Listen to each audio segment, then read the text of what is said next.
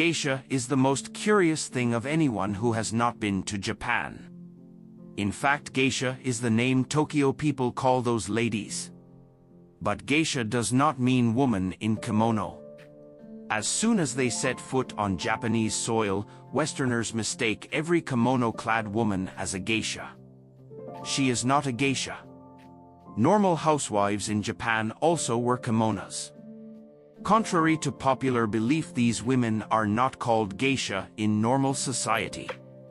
In fact, if you say in Kyoto, they don't like it very much. It is called geiko. Gei means art and ko means girl child, meaning art child. And they say it in the politest way. It is also used to mean flower.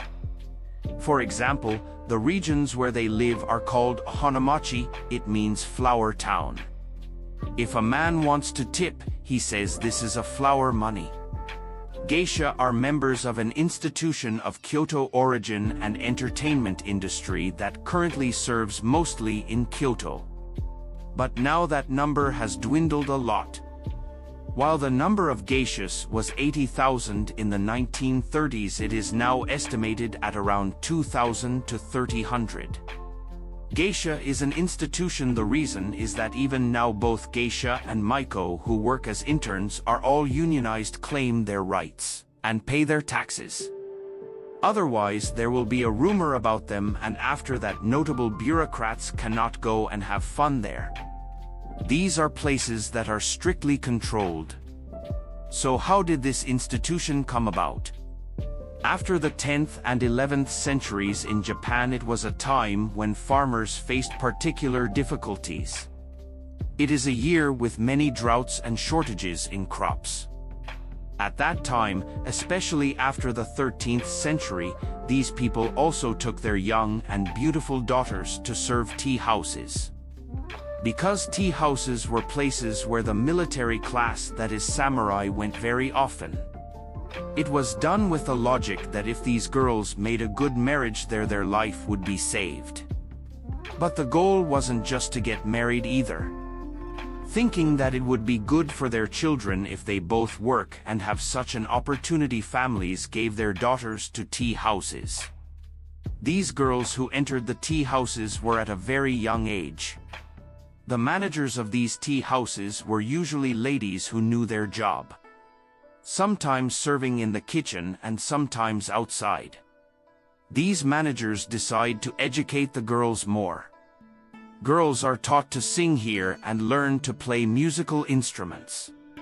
In this period, the merchant class also started to get rich, and they went to the places where the geishas continued their lives. At those tables where politics is spoken and bureaucracy is spoken, these girls are starting to join the conversation. This is how the geisha system begins to form, but it also experiences its most golden age in the 1600s, during the Edo period. You can distinguish geishas from other kimono-wearing women, elaborate hairstyles, hair ornaments. But you can be wrong there too, because there are also maikos. Maikos are geishas who are still in trainee status. Maikos start this job after completing primary education, that is compulsory education. She is a trainee until about 20 years old. Maikos are members of geisha schools. The money they earn does not go into their own pockets, the money goes to geisha schools. There is such a hierarchy among them. However, after the age of 20, the mother of the geisha houses, Okasan, approves the transition of these girls from intern to geisha. There are girls with whom the Okasans perform geisha in very special ceremonies. The Okasans are usually ladies of ancient geisha descent. They are ladies who have done their job very well and have reached the level of manager. The Okasans are in a decision-making position until these girls lose their virginity. They call it a mizuege. Maybe that's the most interesting part. This ceremony can be done in this way with a special permission. After that, the geisha become free. Their own money goes to them, but they work depending on the industry, that is depending on the geisha houses. Another detail that separates geisha and maiko is their different hairstyles. It is impossible not to be impressed by the hair of geishas. Again, as a difference, geishas can wear a wig. Their special hairdresser does it, and they even prepare it with a special thing like a plant-made brilliantine, and she can wear it. But the maiko's hair is done every time. It takes a very long time to do that. It is a difficult model. It is even said that maikos sleep by placing a high wooden pillow under their necks so that their hair does not deteriorate. Well, when we look at the definition of the modern world, can we call geishas as mistresses? The answer is absolutely no. Geishas are not mistresses. However, the Memoirs of a Geisha book and the movie released in recent years, especially the West's view of the East, caused this misinformation to spread. A geisha may never have sex if she doesn't want to, no matter how much money is offered. But there is also a rule for sexual intercourse. After becoming a geisha, very popular in good geishas have a protector they call dana.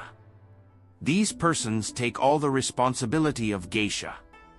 In other words, that gentleman called idana decides whether she even establishes a relationship with the geisha house where she works and which services she will attend or not. Danas take care of all the responsibilities, expenses, and every need of a geisha and are truly patroness. If you ask her if she has a sexual or emotional relationship with him, of course she may has. But this does not mean mistress life. This is very obvious anyway. The geisha says, "This is my dana." In Japanese, dana-sama is a word used to means husband. They are not secretive. We cannot define danas as pimps because pimps confiscate women's money, but danas take care of geishas. They are the people who can help her financially when necessary and make her enter very good environments. Geishas don't necessarily have to be under someone's patronage, but they sometimes go that route. To give an example to better explain the position of geishas in Japanese culture, the 1600s are the most important period of Japan. It is called the Edo period. At that time, a samurai obtains special permission from the shogun to marry a geisha, and if the shogun gives permission and the geisha accepts and marries, the samurai advances a level. Geisha is a very prestigious business. Because geisha's job is not just to serve men sexually, they are also very good psychologists. Even now it is, still. Businessmen and bureaucrats can go to geisha houses who are willing to spend money, especially when they want to welcome their good friends after leaving the very troubled, stressful work environment.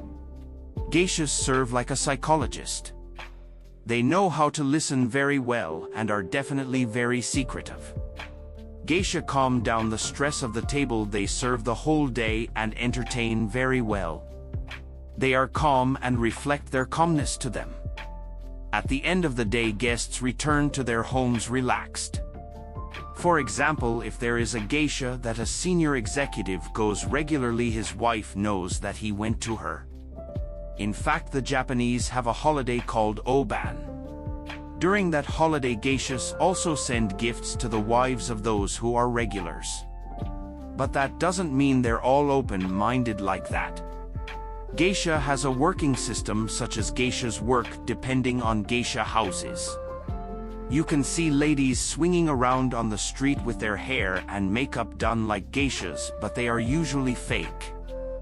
Foreign Westerners who come to take pictures think they are geishas, but real geishas do not come to you on the street and take pictures as they wish. They go to reputable places while working with a house they are attached to. The meals of the restaurants visited are 5-star meals. In order to get to the geisha house, a Japanese has to take you there. They don't welcome you when you suddenly go on your own.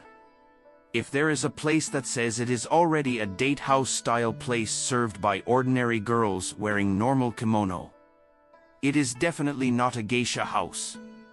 There really needs to be some preparation before going to the geisha house. This is also necessary for safety. These houses spend a lot of money on these girls, put a lot of effort, and lessons have been taken. The health of these girls is important to them. It is even mentioned in some books.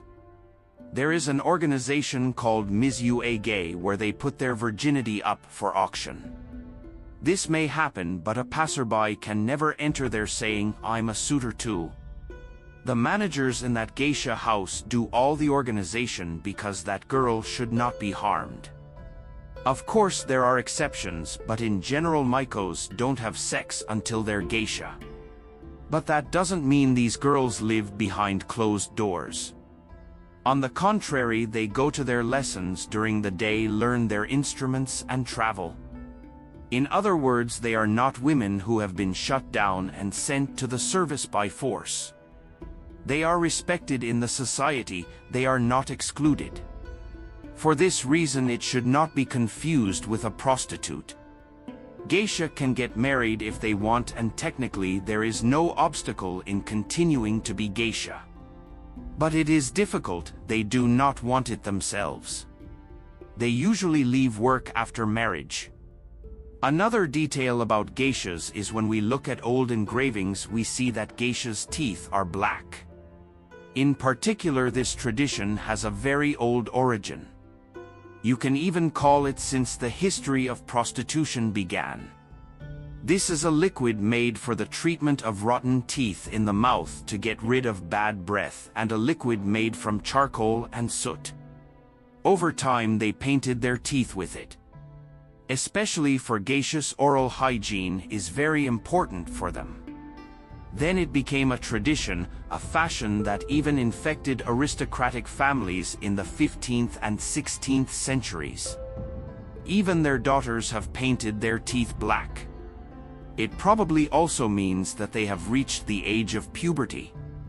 But it is difficult to see this nowadays. So are there any male geisha? The answer to this question is yes. There were male geishas in time. But we won't call them geishas. They are called taikamochi. In the entertainment industry, they entertain male societies again. In Japan, especially in samurai times, homosexual relationships were considered quite normal. Especially among men, there is even a saying in those societies that women are about to give birth with their fertility, but the real pleasure is with men. Thank you for watching. Don't forget to like the video and subscribe.